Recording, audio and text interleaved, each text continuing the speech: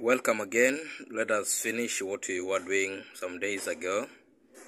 And I want us to go through some questions here that as we prepare our learners to sit for the papers, wherever they are, be it the national exam, be it an assessment in class. This one is to make learners to have a good memorization of what we have done. So work with me together. Let us enjoy.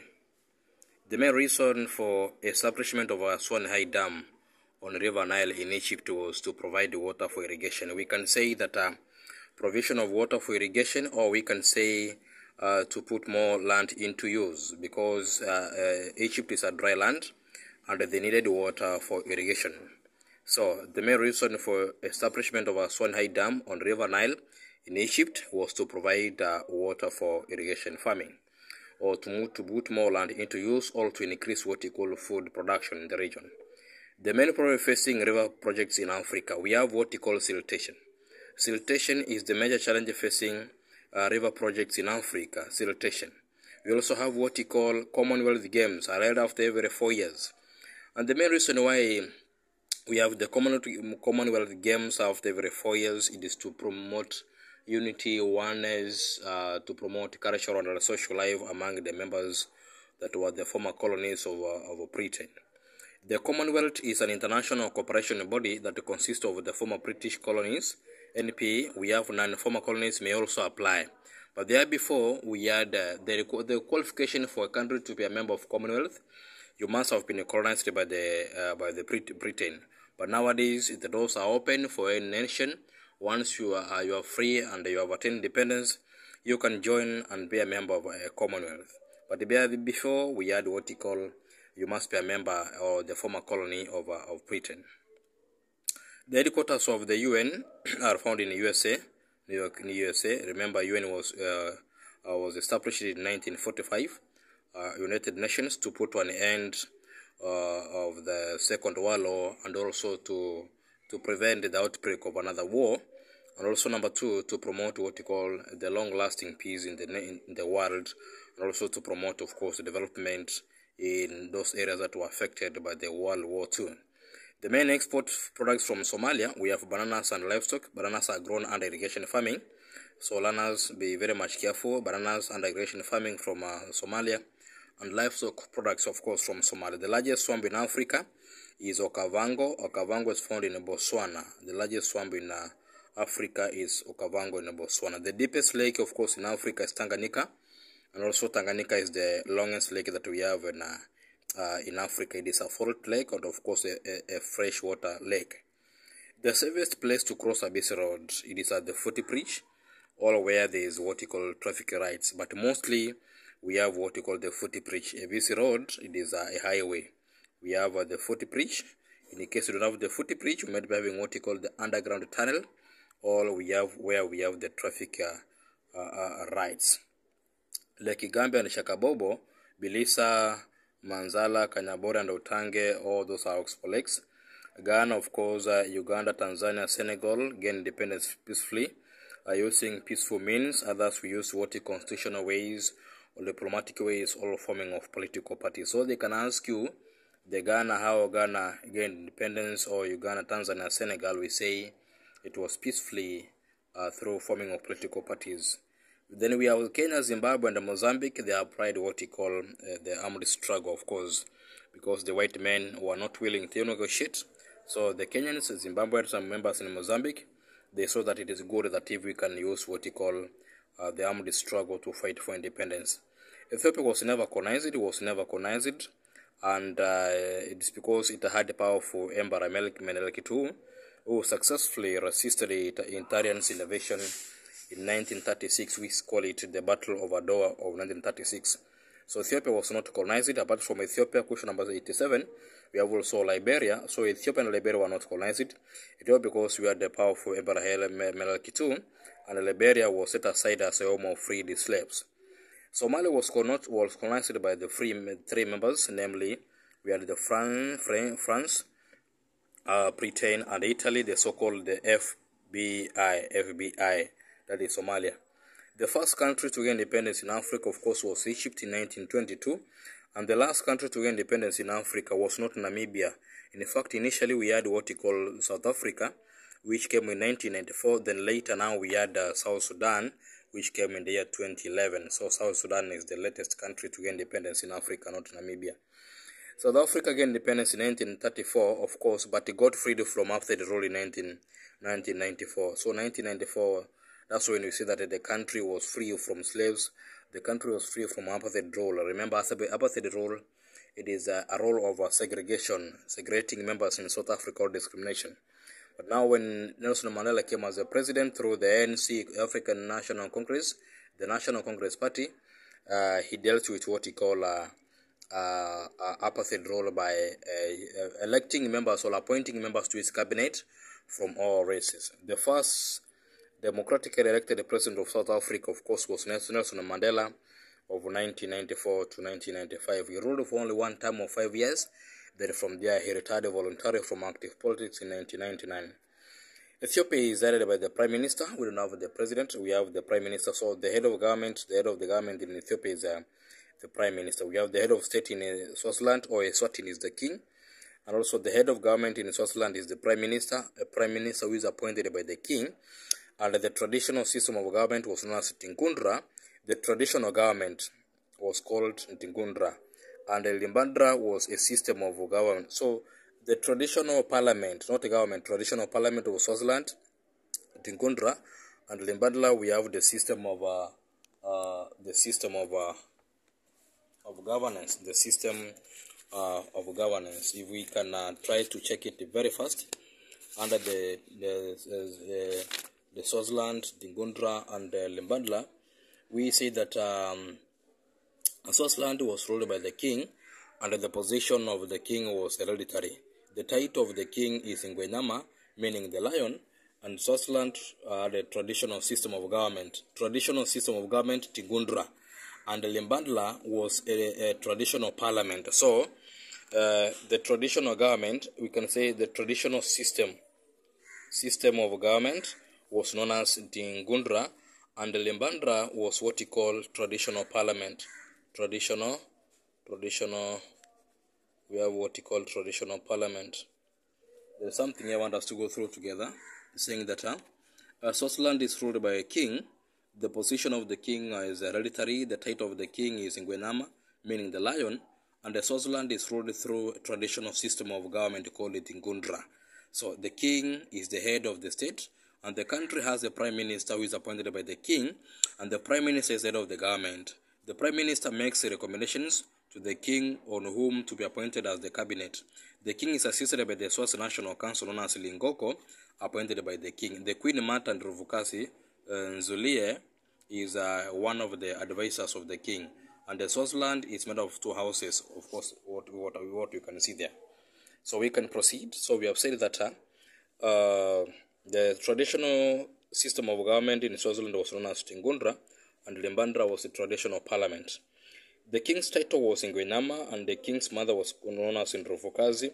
The Swazi National Council was settled in Ngoko, and the prime meridian passes through the cities of Accra in a nation known as Ghana. Ghana is found in the western part of course, of Africa. We have the longest roads in Africa, the Great North Road, that starts from the Cape Town in South Africa, goes to the northern Africa, Egypt. Then the highway that connects Mombasa to Lagos, Nigeria, we have the Trans-African Highway, of course, Trans-African Highway from Mombasa all the way to Lagos, Trans-African Highway. The Prime Minister of Kenya, the first Prime Minister was Jomo Kenyatta. Kenyatta was the first Prime Minister, and Jaramogi Oginga Odinga was the first Vice President. So if they ask you, the first Prime Minister of Kenya was Jomo Kenyatta, and the first Vice President of Kenya was Jaramogi Oginga Odinga. Maize growing in Kenya and Tanzania is important because it is the staple food, of course. The staple food in Uganda is bananas. Homo erectus invented the fire and walked upright, and also speech.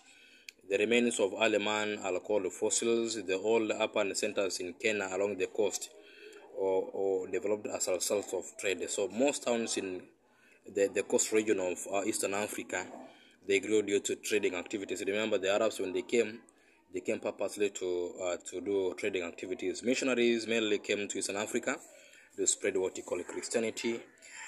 In Kenya, the national flag, the green color, represents the land or the plenty. And also remember, we see that why do we stand attention all alert? When the flag of Kenya is being raised, we say it is respect. We respect the flag. We respect, not because it's a symbol of nationality, but we respect. A nuclear family consists of father, mother, and children. And remember this question, you can be asked what you call members who belong to the same clan. The same clan, we have the father and the children. The mother does not belong to the same clan of the father. So the father, mother, and the children, mother is odd one out. If they were asking about the members who share the same clan, we could be having maybe father, son, and a daughter. All father, grandfather, grandchildren, all those are members share the ancestor or the clan. But the mother is not among the members of the clan. Remember, the mother is being married, so she is not being counted as members of the clan. She is counted as a member of the clan where she was born, no, not where she was married. The main problem facing wildlife is poaching. What is poaching? Poaching is the illegal killing of the wild animals. And also we have what we call insecurity that hinders tourism. We have insecurity or terrorism. The best method to catch fish in deep sea, it is trawling, which looks like this, of course, trawling. The best method to catch fish that are found near the surface of this bassin, the best method to preserve fish in deep sea is refrigeration. Because in deep sea, we have fishing that is done in large quantities. The most common problem facing marine fishing in Africa, we said, lack of capital to buy modern fishing and storage equipment, of course. The most common means of transport in Eastern Africa is road, and Lake Victoria in Eastern Africa, Kyogo in Uganda, Chad, and Benguelu, Zambia are downwaping lakes. The subsistence farming crops are grown for home use or for consumption, and in cash crop farming, cash crops are mainly grown for sale. Cash crops or commercial crops grown for sale. In Kenya, the National Police Service is headed by Inspector General. The National Police Service and Inspector General, and the Kenya Police is under the Deputy Inspector General. The Defense Forces is made up of the Army, Navy, and the Air Force. And remember, we have the Army is under the Commander, Navy under the Commander, Air Force under the Commander. The three arms of KDF, they are being headed by the Chief of Defense. The Chief of Defense, who is the head of the Kenya Defense Forces, is appointed by the President. And in Kenya, the President is the Commander-in-Chief, of course, of the armed forces. The powers of the President to pardon convicted criminals who have corrected their behavior is called prerogative of mercy. We have mercy, prerogative of mercy, whereby the President has power to forgive those members who have rectified. And the main function of the opposition party is to critique the government or to ensure it delivers what it promised to citizens. So the main function of opposition party in Kenya is to critique or to keep the government on check or to keep the government on toes. But again, the main function of the ruling party is to promote what we call development and administer development equally in the nation, to ensure that there is what we call development in all corners of the nation. In December, the Northern Hemisphere experiences winter, while the Southern Hemisphere experiences summer, and it's vice versa. So, if the December, the Northern part experiences winter, which means we have the Southern part, we have summer in the same month. And in June, we have the other side. So, we need to do interchange. December, Northern part, winter, the Southern part, hemisphere, and it's vice versa in the month of June. So, in June, we have summer in the northern part and the winter in the southern part. But in December, we have winter in the northern part and the summer in the southern part. In the month of March, the northern hemisphere experiences spring, while the southern hemisphere experiences what we call autumn, and the vice versa in the month of September. So we have March and September. During the German colonial rule in Tanganyika, the title of the African headman was Jumbez, and while the Arabs were called the Akidas. The Germans used direct rule to administer Tanganyika of 1885 to 1919. And later, remember, the Germans were accused of causing the First World War.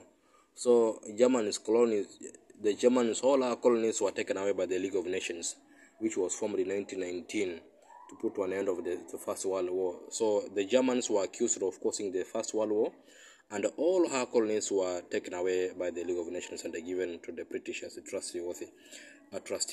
So the British used indirect rule to Nemesa, and remember, Germans colonized Tanganyika, but the British granted Tanganyika independence. So the question comes like this: who granted Tanganyika independence? It is the British. But who colonized it? The Germans. Good. The French also used the policy of assimilation to administer Senegal, and indirect rule was used in northern Nigeria. Then we have what you call, in fact, assimilation was applied simply because they wanted to reduce what you call the cost of administration, what you call assimilation. But in direct rule, we have less administrators simply because they were discouraged by the climate, the fear of the climate. The main reason for using indirect rule in northern Nigeria, lack of enough what administrators have said so, since they were discouraged by what you call the climate of the region. The Portuguese used assimilation to administer Mozambique, and remember the Portuguese and the French, they referred their colonies as overseas, the overseas provinces, whereby the rules were being made from abroad. The main reason why Ghana did not experience problems of land alienation was fear of contracting diseases like malaria by the settlers. Hence, few administrators came into Ghana. The French in Senegal, in French Senegal, one who got assimilated was known as assimil. And remember, these members had some rights to enjoy, like once somebody has been assimilated, we had the issue of enjoying the rights that they can do business from Senegal to France. They can go and stand in France, they can stay in France, they can be elected to the French parliament, they can participate in election, things like that, but not appointed. They can participate in elections, and also they can be elected as members of parliament in the French army. So we have the four communes in Senegal where assimilation was used. We have Dakar, Rufisque, we have St. Louis, and Gori. And mostly Dakar now was the headquarters of the French. That's where they administered from. The Belgians in Congo used direct rule on all paternalism. Indirect rule whereby the members were facing some severe punishments like chopping off, cutting off hands, and the paternalism whereby Africans were considered as small kids. So Belgians in Congo used what you call direct rule, and also paternalism, but direct rule was rampant.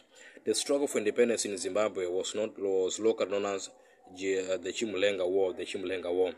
The movement that led Zimbabwe in the struggle for independence was known as the Front for the Liberation Movement, the Frelimo. The battle that led Kenya into independence was Kanu 1963, and the battle that led Tanganyika into independence was Tanu 1961. The battle that led Ghana into independence, Convention of People's Party of 1957, and the battle that led Zimbabwe into independence was ZANU of 1980. Then later, the battle that successfully led South Africa against apartheid rule was the African National Congress of 1994. And the largest island, of course, in Africa, Madagascar, was under the French. So from the question number 43, the party that led Kenya into independence was KANU 1963, of course. The party that led Tanganyika and Tanzania into independence was TANU of 1961. And the party that led Ghana to independence was Convention of People's Party of 1957, the CPP. And the party that led Zimbabwe to independence was ZANU in 1980. And the party that successfully led South Africa to fight against apartheid rule was known as the African National Congress of course, 1994. We were giving the composition of the National Assembly members that are in Assembly. We have 249. In fact, it's 250 members in total, whereby we say that we have the 290 elected members of Parliament. We have 47 women reps in the National Assembly. We have 12 nominated by political parties and 1 ex officio member. I always say that an ex officio member of Parliament is the Speaker, and the Speaker is elected by the members of those houses. Number 2, we have what you call the 290 members of Parliament from the constituencies, which means in Kenya also we have 290 constituencies. So the 290 members from constituencies, the 47 women reps, and the 12 nominated. I always tell my learners that once you hear the word nomination, in Kenya nomination goes with the political parties. The president does not nominate, but the president do appoint. So in Kenya, the Senate consists of the 68 members, whereby we have 47 senators elected from counties, one from each county, so 47 senators.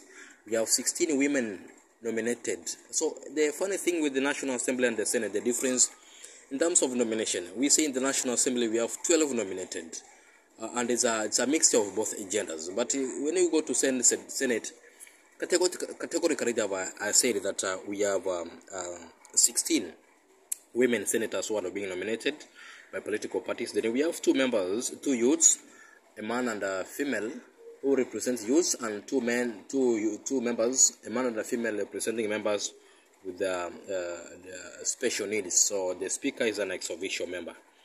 The main role of the Senate is to play an oversight role to the running of the county government. On oversight role, the main work of the Senate is to play an oversight role for the county government. And the main source of revenue for the national government, we have taxes, and of course the main source of revenue for the county government, grants from the national government. The counties, they cannot stand on its own. They need help, the great help from the national government in terms of finance. The chief legal advisor in Kenya is the Attorney General, who is being appointed by the President to advise the President accordingly, and also the three arms of government. The main problem facing forestry in Kenya today is cutting down, or we can say human activities, or we can say human engagement. Engagement, it is the act whereby members do attack the forest, they create land for farming. The trees in natural forests are mainly hardy-good trees, of course, and the main product from Swaziland forest is the pulp. The pulp is the main product that we get from Swaziland forest.